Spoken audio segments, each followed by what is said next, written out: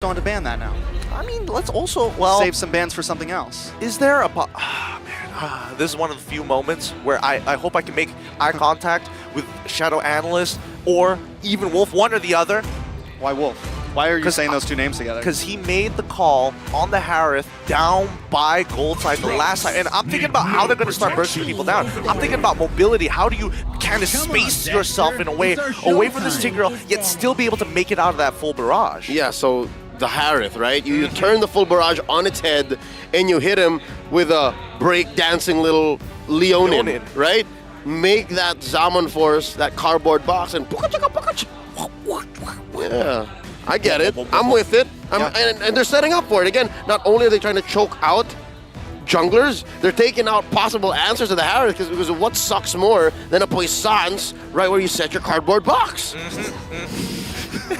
I couldn't hold it in for that one. Makes sense, right? Makes total sense. The imagery is spot on. Yeah, and they're both dancing in it. They're both dancing in the Zaman Force. Right. You got like the purple streamer lights. Yes. You got the Zaman Force lights. It's a freaking party in there. It is a party. Ooh, Blacklist International decided to get rid of the X-Borg. I can definitely understand where the Boxia is coming from, but the X-Borg as well, it seems very, very clear that they want to make sure that this time, Edward, he's going to be playing an integral part to actually separate the front to back if you do see Apex 47 make a huge engage. What if they ban the Harith here and just super big brain this? Oh, it might be hard because still, again, the traditional matchups are still up in the air.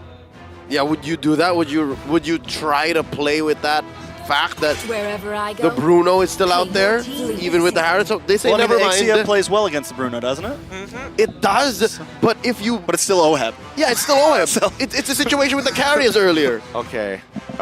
Well, they're risking it. They're risking it for the biscuit right now. I think I'm gonna make a hard call here. I'm expecting to see the Beatrix this time around because we got some pretty good setters. He has that too. Exactly. He's got pretty good setters on his side. And if UA wants to get real funky with it to try and go for an implosion play, that could also work too. All right. Not to mention we don't know what Renegade is playing. I'd say, yeah, no, it doesn't matter. It's very weird that we go to the second phase when both teams got what they want already. Is this going to be the Estes game? This will be going to be the Estes game? I mean, they could if they want to, but it still could be. It still could be. For Leo. Oh boy. Now I don't know how to feel about this overall, right? I was expecting a certain type of goal laner to start coming out, but somebody who is short range, somebody who struggles to trade against the Ixia as well. I'm not 100% on board with it just yet, but let's keep in mind, it scales really well. Yeah, I think the play here is you avoid that matchup as much as possible. You go through the laning phase, play it as fragilely, as carefully as possible, and then you go from there, and then you dodge it. Because again, between the Ixia and the carry is what we call in the business a right-click hero. It's an auto-attack based hero, right? Compared to Ixia, who needs to play these spells. She's very similar to Brody. So with that said, oh no, here's a Burmese Goose special. Oh, dude, what? And the Turkish Delight, baby. The Turkish Delight, the Fire Flux special. This TNZ. is the layers. TNZ. This is a great comp coming out from Fireflux, right? It's so dedicated. They're filling up the holes here, right? Oh, Ixia, well, let's combo with Tigreal initially. We've got great peel coming in from Lilia. Oh, let's add some more peel with the glue. Let's being able to pull people out of position. Oh, they're too low. They survived the combo. Send in TNZ. The Turkish Delight is a layered dessert, you know? It's many layers, and that's what Fireflux is bringing here. I need to look it up. I don't know. I'm saying it is. The Turkish Delight is a very layered dessert, and that's what Fireflux. Don't Google it. Whoa. Oh, that's it. They're going to send over the Hitman to bother TNZ, make his Leomord pick null and void. Hell, even Sunshine's going to have trouble. Yes. You think you're fine planning yourself with the full barrage? No, sir. There is a rabid Hilda out in the bushes waiting to smack you silly. Hilda Hitman. The Hilda Hitman. Hildman. Now, the scary part about this is, let's imagine this. The full barrage comes out, Hitman runs immediately after you. As long as he staggers the Ixia, again, the full barrage is only 4 seconds long. If you can stagger it and only get a couple of shots out, or maybe even, well, dodge the smart helix, you have an opportunity. You have an opening. That's right. But then again, the numbers will see what Fireflux is playing with. And again, conceptually, this is very similar to how they made a lineup that beat Blacklist International in the group stage. This is reminiscent of that Leomord lineup that they had in Game 1. So now, going into the knockouts, we'll see what kind of lessons Blacklist have learned and how they're going to be able to deploy. All right, everybody, coming into game number 2. Blacklist holding the lead 1-0 right now. Can Fireflux upset Destiny? It's going to be Fireflux on the blue side this time, up against Blacklist International, now on the red. I want to see how the tempo is going to be broken, right? Because I think that's going to be by far the most important part of this entire strategy. Because once we see Fireflux online playing as 5, it's a problem. And Renegade, don't tell me he's going to get first blood again. Nope, he's fine. He's still holding on to the Purify. And by holding on to the Purify, it just shows that he's going to be playing with his mechanics. He's going to be playing with instinct. Because between the CC on Apex, between the CC on Sunshine when he procs his skills, nothing can stop him. So he can just as quickly run into a bush, and he's okay. You're sounding more and more super shark pilled here. The man's going with the sprint. He wants to be fast. He wants to be quick. Oh, no, no. Nice knock up, immobilized. A lot of damage on Renegade there. What we say? Ka-chow! Ka-chow! I will say this, Apex 47 is going to be walking in the park with Renegade, I feel like, this whole game. They're just holding hands. He's going to try to keep him next to him, keep eyes on him. But wait a second, a little bit of damage on Sensui here. TNZ going to try to unload Rosa there as well. Sensui goes down. First blood. All right, that one, not so ka-chow. Because again, you're not going to get any defensive or regenerative properties when you go into a bush. So Fireflux knows that. Fireflux leaned hard on Sensui, and this is not a good position. I have to be honest, Blacks International are in trouble. If Renegade dies early, that's fine. But if it's Sensui, oh no, he's going to have a hard time even getting this first turtle. Yeah, and this is just a punish because we did see Sensui use his Retribution early, and that was relayed to TNZ. And now, I mean, no, he should be fine, right? He doesn't have a sprint, but oh, wait a minute. He is kind of low, though. Oh! Is that 2? 2 for TNZ? Yes, 2 for TNZ. Renegade timed out his passive. You see how it took a while for his bush to actually give him the shield and the HP regen? And there you go. That might have been something that they could have better coordinated, but something tells me it's for the macro play. He actually delayed TNZ. This might actually be a 50-50 turtle. Oh, we'll see how 50-50 it really is going to be, right? Because at the end of the day, one of the few things I'm concerned is when I see a Leomord with kills, with money, in a matter of fact, the faster he scales, the more you don't want to be below 50% HP. That's the Oathkeeper for you. Look at Renegade here, trying to find a way into the back, maybe try to lock onto Rosa during this fight. TNZ as well. Here comes the Steed, though. TNZ can unload a little bit of damage, but Alien able to lock him up. TNZ takes a turtle. That should be all they need, but they want to go for more. Taking down Edward. Oh, no. Sensui brings out the Appraisal Wrath, but pulled back in. Grab, slam, and taken out.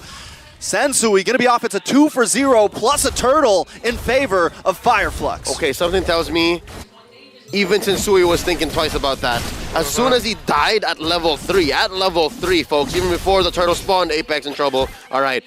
He should have gone into ADP mode, anti-disaster protocol. But he was playing with fate. He was saying, you know what, maybe we can go 50-50. And look what happened. Yeah, I mean, honestly, you got to give it to Alien. That was a great set by him to allow Apex to get in there with a clean implosion once you get the slam down. But let's look at the hero counters so far, because this is a matchup that, you know, we're seeing more recently other than just the Faramis. In theoretical win rate, 53% in favor of Lily in comparison to the 46% leading into Valentina. Ooh, Apex 47 does get the stun and the knockup onto 2, but Apex 47's going to pay for it. Sensui picking up the kill, but TNZ finds Renegade, finds Rosa. It's 2 for 1 right now, but TNZ wants to stop that, picks up a double kill. He's 4-0-1 right now. Not where you want to see a Leomord. TNZ's eating good, and that is an understatement. This is exactly where you want to be as a Leomord early on. You see, he built his Hunter Strike, and he is #1 gold earner in the game. Under 5 minutes. Only Oheb coming in at second. Now, with that said, how good is this glue? I have to say, good. The glue just draws people and puts them where exactly Apex wants them, especially for Rosa and TNZ to clean up. You're not even seeing Sunshine yet. And all this because, hey, you didn't pick up Farmers? That's fine with me. I can get away with this. This is one of the few picks that you need to be worried about as the dive is going to occur on top side. Oh, look at Rosa. Oheb tries to get away, but flickers right into TNZ and Apex 47 there. Gonna go down, another kill into the hands of Fireflux. Man, KL1 got isolated so bad. There's nothing that Renegade can do anyways. He was just gonna check in on him where he was. And now they're in trouble. Ooh, Renegade. Oh, gonna get knocked up. I don't think there's an escape here. Doesn't have the sprint. Wait. Taking a little bit too much damage. TNZ finds it. They give up Turtle there, but I think it's a very good trade for Fireflux. Yeah, I mean, 2 more seconds is all Renegade needed to buy time for so that the rest of the team can actually get in on the action. Well, speaking of action, Alien is able to kind of rotate from that top side. It's a bit difficult, right, in the Trizla matchup. Now, real questions here. I'm curious on your opinions of this. This goes for you, Trex, and even for Leo. Who do you prefer eating good, TNZ or Rosa? Leo? I would like for TNZ to eat good. Because Rosa is okay. We've seen Rosa play this Lilia like a janitor, like doing the dirty work, right? Making sure that vision is good, spacing is good, zoning is good. So Rosa needs very little items. For Leomord is out of the meta, so you need as much items on him. I'd say this is worse for Blacklist. And TNZ's eating so good right now that Rosa's perfectly okay with the scraps that are dropped down. There's food for everybody in Fireflux right now. Yeah, I mean, it's evident with the 2.4K lead that they've developed for themselves. 8-2 is the current kill score, and Renegade willing to run underneath the tower to get the heck out of there. Now, Oheb, the oppression is starting to be applied onto him because I think Fireflux have recognized that, okay, it's now that we've kind of dominated the early game, let's stop their late game scaling. I love how Oheb, you're going to switch lanes? Okay, we'll just send 4 people down that way then. Now, Blacklist is onto it though. Alien able to get stun on Yue there. Alien should be okay here, but Renegade might not be okay. TNZ putting some nice damage down. All it takes is one more hit, but he wants to catch the steed. He's going to re-engage onto the purple buff side though. Alien taking a little bit too much damage. Oheb able to finally put a kill on the map. The full barrage comes out, and Sensui's taken out. A godlike kill for TNZ. Blacklist still against the wall. You could have sworn TNZ's sword was about 10 feet long. The way he was just poking out, almost taking down Edward, almost killing Oheb. If not only those members of Blacklist committed their flicker, that could have been disastrous. It already is. Rosa under the tower still dealing with Yue, getting revenge from game 1. Sunshine and Renegade as well. And still, that was our first time seeing Sunshine so far. And so far, so good, right? I mean, everything is working in favor of Fireflux's Esports. This draft is so nasty. All the holes seem to be covered here. Again, it's shades to what happened just a few nights ago in the group stage, wherein they took down Blacks International, set the tempo, went for the sweep, and became #1 in the seeds in their group. Now, something to note, look at Renegade. His main thing right now, since they're not ahead, is just to clear bushes and make sure that they know exactly where the members of Fireflux are, so Blacklist can continue trying to claw back into a favorable position. There's very little that Renegade can do to protect Oheb, very little he can do to actually set up team fights, and that might be problematic. How far can they push it, really, right? I mean, like all elastic bands, there's a tension where eventually it's going to snap. And what is that breaking point that we're seeing for either side? Like, I think for Blacklist International, a 2.8K lead, as long as it stays there, sure, it kind of sucks, but at the end of the day, we'll get to where we need to be. In comparison to Fireflux, who is just like, I want to break you. I need to snap you soon and fast. I don't know, but Fireflux does have some late game potential with Rosa, with Sunshine, with Alien. We've already seen him do some crazy things. TNZ is, yes, the bully in the beginning, but he's got some backup for the late game still. That's the thing. TNZ is only doing what he's doing because the cores from Fireflux are actually serving it up. Rosa's dealing a lot of damage. Again, 7 assists already. Almost 95% KP. Edward kind of misses there. Apex gonna get pulled in, but he's okay. Blacklist, though, might want to try to capitalize on this. Decide not to, back off, play a save. We got 30 seconds till the Lord, and as long as we can gain some control on the map, it's okay. All right, back to what I was saying, right? TNZ's only doing this because Fireflux are in sync. Fireflux are forcing fights. If Blacklist is able to deny these fights, then it's gonna slow down to a crawl. It's gonna go down to 1,000 ahead, 500 ahead, and then eventually it's going to be okay. Because Oheb right now is actually ahead from Sunshine. So it's not like the carry's not getting farm. Look at that damage, though. Oh, he still wants to pull him, but no backup there. Now comes the full barrage. The backup is there. I'm wrong. And Yue's taken out. TNZ now picks up the steed, picks up his ride. He's gonna try to ram down onto Rennie here. Rennie on the run in his jungle. Is TNZ gonna be able to catch him? A little bit of back and forth, but it's not enough. TNZ with a legendary kill. Dude, I don't know about this one. It's starting to look really bad. Like, Alien should be okay here, but it's starting to look real bad for Blacklist International, right? Not in the sense that they are, you know, trying to recover from the damage being applied to them, but at what point, the way that they're tempo breaking isn't very profitable. Yep, you're talking about the rubber band and the snap happening. If anything, it's on Blacklist. Once Renegie's antics are solved, then he's just but a nuisance. He's just a little tick on the back of Flux's giant saber tooth. And they are indeed the predators here. Blacklist their prey. All right, TNZ able to take the Lord. They do get the stun onto Sensui as well. Sensui try to contest for it, but now he has to try to escape. The full barrage comes out. Oheb taking way too much damage. They know they got to hit and run right there. Fireflux taking control. You see that? Alien took a good 5 seconds worth of carries basic attacks. You just don't do that. Glue is built diff now. It's just so annoying to deal with the split specifically, right? It guarantees you time, and that's something that, unfortunately, Blacklist International don't have. Look at Rosa, just a bully right now. Does fall back in. Hold on. Has to pop the Purify. Goes down. Rennie finally able to pick up a hit for himself. But now he's going to get taken out himself. Alien able to get the implosion. I mean, Apex able to get the implosion. Oheb finds Alien, though. It's 2 for 1. Blacklist finally coming out on top in a fight, but the Lord is still coming. Just the first economic win for Blacklist in this whole game so far.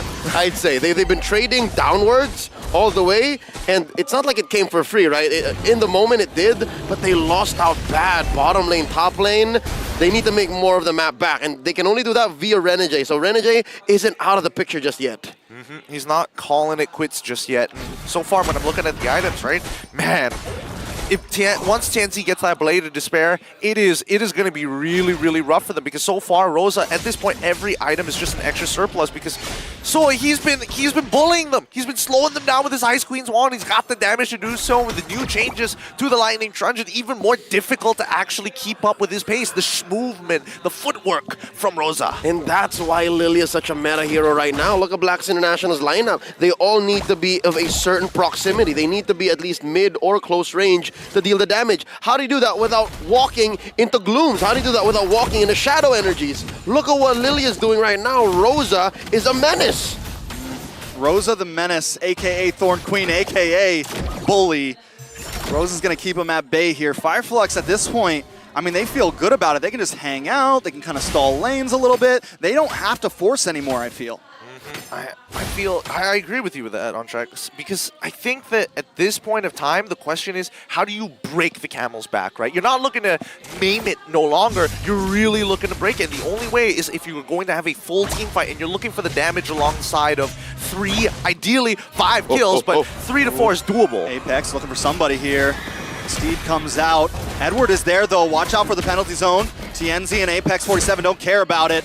They're going to hang out. They're going to go for it. Chase down Rennie, but here comes Yue, Sensui, and Oheb. They're ready to fight. Fireflux decides to disengage. Okay, all right. Failed engages like that are small wins for Blacklist. They should count their blessings. The fact that Fireflux committed a Phantom Steed to actually force out response from Blacklist, and what they got from Blacklist was just a sprint, means Fireflux are setting up this Lord. Fireflux are making sure that if they won that fight up top in the long lane, this would have been over by the time they got this second Lord. Now, Blacks International, they know that Fireflux are still looking to pick up the pace. It's very far from 50-50. The 5K gold deal would say otherwise. 14 minutes in, I'm wondering what Yue is looking at, because Yue, between him and Oheb, I think Yue is the more reliable source of damage. I think Yue, he's looking to drag this game out. The only way to do that is if they secure this upcoming Lord. So I think he's trying to get on top of TNZ personally, or at least apply the Terrify so that Sensui can go in for a clean steal. Here's the thing, Yue has that implosion, right? But the way that Fireflux is positioning himself, they don't, I feel like he doesn't have as many openings as Apex 47 does. Apex 47 does still have it. I'm waiting for him to blow it out.